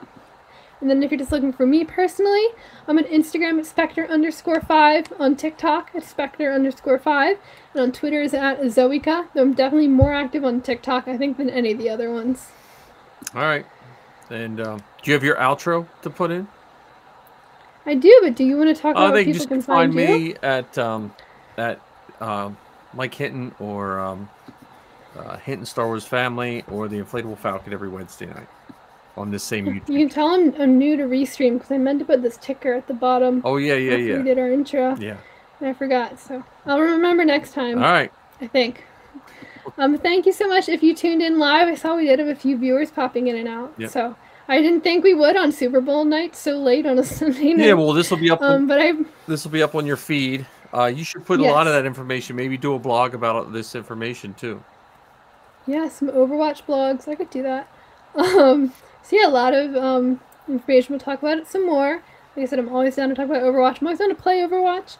So yeah, I'm very excited to talk more Overwatch. But thank you so much for everyone if you tuned in live or if you're watching on YouTube or listening just audio, which means you missed my slides, but that's okay.